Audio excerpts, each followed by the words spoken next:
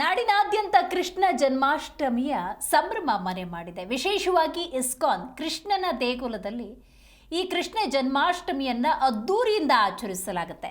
G Kannada ನ್ಯೂಸ್ನ ಜೊತೆ ಇಸ್ಕಾನ್ನ ಚೈತನ್ಯ ದಾಸ್ ಅವರು ಈ ಕೃಷ್ಣ ಜನ್ಮಾಷ್ಟಮಿ ಹಬ್ಬವನ್ನ ಹೇಗೆ ಆಚರಿಸುತ್ತಾರೆ, ಆ ವಿಜೃಂಭಣೆ ಹೇಗಿರುತ್ತೆ, ಇದರ ಹಿನ್ನೆಲೆ ಏನು, ಇದೆಲ್ಲವನ್ನು ತಿಳಿಸ್ಕೊಟ್ಟಿದ್ದಾರೆ. ಬನ್ನಿ ನೋಡೋಣ. ನಾಡಿನೆಲ್ಲೆಡೆ ಕೃಷ್ಣ ಜನ್ಮಾಷ್ಟಮಿ ಸಂಭ್ರಮ, ಅದರಲ್ಲೂ ಸಿಲಿಕಾನ್ ಸಿಟಿಯಲ್ಲಿ ಬಹಳಷ್ಟು ಸಂಭ್ರಮದಿಂದ ಕೂಡಿರುವಂಥದ್ದು. ಸೊ ನಮ್ಮ ಜೊತೆ ಮಾತಾಡೋದಕ್ಕೆ ಚೈತನ್ಯ ದಾಸ್ ಇದ್ದಾರೆ, ಬನ್ನಿ ಮಾತಾಡುವ. ಸರ್, ಇಸ್ಕಾನ್ ಟೆಂಪಲ್ ಅಂದರೆ ಕೃಷ್ಣನಿಗೆ ಬಹಳಷ್ಟು ಜನ ಬಂದು ಆರಾಧನೆ ಮಾಡ್ತಾರೆ, ಭಕ್ತರು ಬರ್ತಾರೆ. ಸೊ ಯಾವ ರೀತಿ ಇದೆ ಸರ್ ಸಂಭ್ರಮ, ದೇವರಿಗೆ ಯಾವ ರೀತಿ ಪೂಜೆಯನ್ನು ಮಾಡ್ತಾ ಇದ್ದೀರಾ? ಇಸ್ಕಾನ್ ಶ್ರೀಕೃಷ್ಣ ಜನ್ಮಾಷ್ಟಮಿಯ ಹಾರ್ದಿಕ ಶುಭಾಶಯಗಳು ಎಲ್ಲರಿಗೂ. ನಾವು ಆಗಸ್ಟ್ 15 ಇವತ್ತು ಶುಕ್ರವಾರ ಮತ್ತು ನಾಳೆ ಆಗಸ್ಟ್ 16 ಎರಡೂ ದಿನ ಶ್ರೀಕೃಷ್ಣ ಜನ್ಮಾಷ್ಟಮಿಯನ್ನು ವಿಜೃಂಭಣೆಯಿಂದ 3 ಜಾಗಗಳು ಮಾಡ್ತಾ ಇದ್ದೀವಿ ಬೆಂಗಳೂರಿನಲ್ಲಿ. ಒಂದು ಇಲ್ಲಿ ಹರೇ ಕೃಷ್ಣಗಿರಿ ರಾಜಾಜಿನಗರ ಮತ್ತು ಕನಕಪುರ ರಸ್ತೆಯಲ್ಲಿರುವಂಥ ವೈಕುಂಠಗಿರಿ, ಅಲ್ಲಿ ಕೂಡ ನಾವು ಮಾಡ್ತಾ ಇದ್ದೇವೆ. ಹಾಗೂ KTPO ವೈಟ್ ಫೀಲ್ಡ್ ಇನ್ನೊಂದು ನಗರದ ಇನ್ನೊಂದು ಭಾಗದಲ್ಲಿ, ಈ 3 ಜಾಗದಲ್ಲಿ ಜನ್ಮಾಷ್ಟಮಿ ವಿಜೃಂಭಣೆಯಿಂದ ಆಚರಿಸ್ತಾ ಇದ್ದೀವಿ. ಸುಮಾರು 2 ಲಕ್ಷ ಜನ ಈ 2 ದಿನ ಸೇರಿ 2 ಲಕ್ಷ ಜನ ಬಂದು ದರ್ಶನ ಮಾಡೋವಂಥ ಒಂದು ಅಂದಾಜಿದೆ ನಮಗೆ. ಭಕ್ತರಿಗೆಲ್ಲರಿಗೂ ಅನುಕೂಲ ಆಗೋದಂತೆ ಎಲ್ಲ ಒಂದು ಕ್ಯೂ ಸಿಸ್ಟಮ್ ಮಾಡಿದ್ದೀವಿ. ಆಮೇಲೆ ಬಂದವರಿಗೆಲ್ಲ ಪ್ರಸಾದ ಕೊಡ್ತಾ ಇದ್ದೀವಿ. 1 ಲಕ್ಷ ಲಡ್ಡು ತಯಾರಾಗಿದೆ. ಹಾಗೂ ಭಗವಂತನಿಗೆ, ರಾಧಾಕೃಷ್ಣರಿಗೆ ಮತ್ತು ಬಾಲಗೋಪಾಲನಿಗೆ ಈ 2 ದಿನದಂದು ಒಂದು ವಿಶೇಷ ಮಹಾ ಅಭಿಷೇಕ ನಡೆಯುತ್ತೆ. ಸುಮಾರು ಪ್ರತಿದಿನ ಇವತ್ತು 15ನೇ ತಾರೀಕು 3 ಬಾರಿ ಅಭಿಷೇಕ ನಡೆಯುತ್ತೆ. ಮತ್ತು ಶನಿವಾರ 16ನೇ ತಾರೀಕು ಕೂಡ 3 ಬಾರಿ ಅಭಿಷೇಕ ನಡೆಯುತ್ತೆ. ಮುಖ್ಯವಾದ ಕಾರ್ಯಕ್ರಮ ಅಂದರೆ ರಾತ್ರಿ 16ನೇ ತಾರೀಕು ರಾತ್ರಿ 10 ಗಂಟೆಯಿಂದ ಶುರುವಾಗಿ ಮಧ್ಯರಾತ್ರಿವರೆಗೂ ಮಹಾಭಿಷೇಕ ಮತ್ತು 12 ಗಂಟೆಗೆ ಮಹಾಮಂಗಳಾರತಿ, ಕೃಷ್ಣ ಹುಟ್ಟಿದ ಸಮಯದಲ್ಲಿ ಮಹಾಮಂಗಳಾರತಿ ನಡೆಯುತ್ತೆ.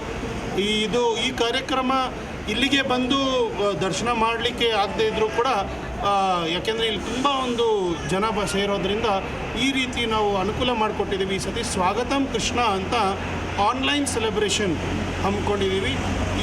ಆವತ್ತು ಸಂಜೆ 16ನೇ ತಾರೀಕು ಸಂಜೆ 8 ಗಂಟೆಯಿಂದ ಹಿಡಿದು ಮಧ್ಯರಾತ್ರಿವರೆಗೂ ಇಲ್ಲಿ ಏನು ಕಾರ್ಯಕ್ರಮ ನಡೀತಾ ಇರುತ್ತೋ ಅದು ಲೈವ್ ನಮ್ಮ ಯೂಟ್ಯೂಬ್ ಚಾನಲ್ ಮತ್ತು ನಮ್ಮ ಸೋಷಿಯಲ್ ಮೀಡಿಯಾನಲ್ಲಿ, ನಮ್ಮ ವೆಬ್ಸೈಟ್ನಲ್ಲಿ ಕೂಡ ಇದು ಪ್ರಸಾರ ಆಗುತ್ತೆ. ಈ ಸ್ವಾಗತಂ ಕೃಷ್ಣದಲ್ಲೂ ಕೂಡ ಸೇರಿ ಭಗವಂತನ ಅನುಗ್ರಹ ಪಡೀಬೋದು.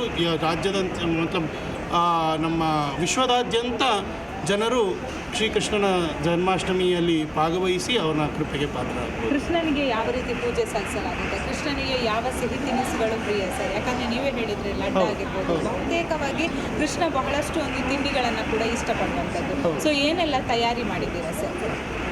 ಈಗ ಈ ಶ್ರೀಕೃಷ್ಣ ಜನ್ಮಾಷ್ಟಮಿಗೆ ನಾವು ಚಪ್ಪನ್ ಭೋಗ್ ಸೇವಾ ಅಂತ ಇರುತ್ತೆ. ಅದರಲ್ಲಿ 56 ಬಗೆಯ ಹಲವಾರು ತಿಂಡಿ ತಿನಿಸುಗಳನ್ನು ಭಗವಂತನಿಗೆ ಮಾಡಿ ಆ ಒಂದು ಭಗವಂತನ ವಿಗ್ರಹಗಳ ಮುಂದೆ ದೇವಸ್ಥಾನದಲ್ಲಿ ಇದನ್ನು ಇಟ್ಟು ಅರ್ಪಣೆ ಮಾಡಲಾಗುತ್ತೆ. ಈ ಚಪ್ಪನ್ ಭೋಗ್ ಅನ್ನೋದು ಒಂದು ವಿಶೇಷ. ವೃಂದಾವನದಲ್ಲೂ ಮಥುರಾದಲ್ಲೂ ಕೃಷ್ಣನ ಪಾರಂಪರಿಕವಾಗಿ 56 ಬಗೆಯ ತಿಂಡಿ ತಿನಿಸುಗಳು ಮಾಡೋವಂಥ ಪ್ರತೀತಿ ಇದೆ. ಅದೇ ರೀತಿ ಇಲ್ಲೂ ಮಾಡ್ತಾ ಇದ್ದೀವಿ. ಮತ್ತು ಬೆಣ್ಣೆ, ಕೃಷ್ಣನಿಗೆ ಬೆಣ್ಣೆ ತುಂಬ ಇಷ್ಟ ಆಗಿರೋದ್ರಿಂದ ಮಾಖನ್ ಮಿಶ್ರಿ ಸೇವಾ ಅಂತಿರುತ್ತೆ. ಮಾಖನ್ ಮಿಶ್ರಿ ಕೊಡ್ತೇವೆ, ಅಂದರೆ ಬೆಣ್ಣೆ ಮತ್ತು ಸಕ್ಕರೆ. ಅದೇ ಅಲ್ಲದೆ ನಾನು ಹೇಳಿದ ಹಾಗೆ ಇಲ್ಲಿ ದಕ್ಷಿಣ ಭಾರತದಲ್ಲಿ, ನಮ್ಮ ಕರ್ನಾಟಕದಲ್ಲಿ ಪ್ರಸಿದ್ಧವಾಗಿರುವಂಥ ತಿಂಡಿ ತಿನಿಸುಗಳು ಲಡ್ಡು ಇರ್ಬೋದು, ಇಲ್ಲ ಚಕ್ಲಿ ಇರ್ಬೋದು, ಕೋಡಬೆಳೆ ಇರ್ಬೋದು, ಇಂಥ ಒಂದು ಎಲ್ಲ ತಿಂಡಿ ತಿನಿಸುಗಳು, ವೆರೈಟಿ ತಿಂಡಿ ತಿನಿಸುಗಳು ಇರುತ್ತೆ.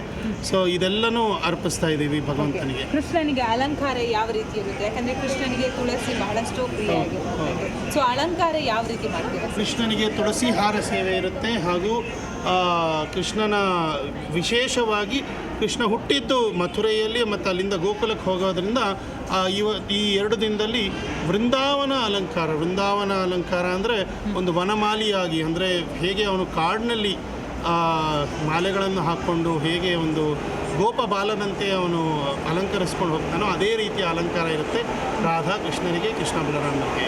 ಕೊನೆಯದಾಗಿ ನಾಡಿನ ಜನತೆಗೆ ಏನು ಹೇಳೋಕ್ಕೆ ಇಷ್ಟಪಡ್ತೀನಿ? ಈ ಒಂದು ಶ್ರೀಕೃಷ್ಣ ಜನ್ಮಾಷ್ಟಮಿಯಂದು ನಾವು ಜಗತ್ತಿನಲ್ಲಿ ಎಷ್ಟೊಂದು ಸಮಸ್ಯೆಗಳಿರ್ಬೋದು, ಎಷ್ಟೊಂದು ಆ್ಯಂಗ್ಸೈಟೀಸ್ ಆ್ಯಂಡ್ ವರೀಸ್ ಎಲ್ಲ ನಡೀತಾ ಇರ್ಬೋದು. ಆದರೆ ಭಗವಂತನ ಅವತಾರ ಬರೀ ದ್ವಾಪರ ಯುಗದಲ್ಲಿ ಕೃಷ್ಣನ ಹಾಗೆ ಬಂದಿದ್ದು ಅವತಾರ ಒಂದೇ ಅಲ್ಲ.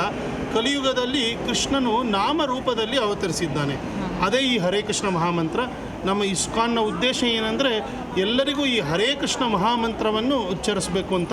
ಅದನ್ನು ಉಚ್ಚರಿಸಿದ್ರೆ ನೀವು ಕೃಷ್ಣನನ್ನು ನಿಮ್ಮ ಬಾಯಿನ ಮೂಲಕ ನಿಮ್ಮ ಒಳಗಡೆ, ನಿಮ್ಮ ಮನಸ್ಸಿನ ಒಳಗಡೆ ಅವತಾರ ಮಾಡೋದಕ್ಕೆ ನೀವು ಆಹ್ವಾನಿಸಿದಂಗೆ ಆಗುತ್ತೆ.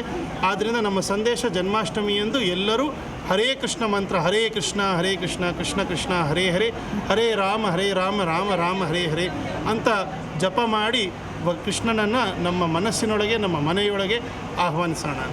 ಹರೇ ಕೃಷ್ಣ. ನಾಡಿನ ಜನತೆಗೆ ಕೂಡ ಕೃಷ್ಣ ಜನ್ಮಾಷ್ಟಮಿಯ ಜೀ ಕನ್ನಡ ವತಿಯಿಂದ ಶುಭಾಶಯಗಳು.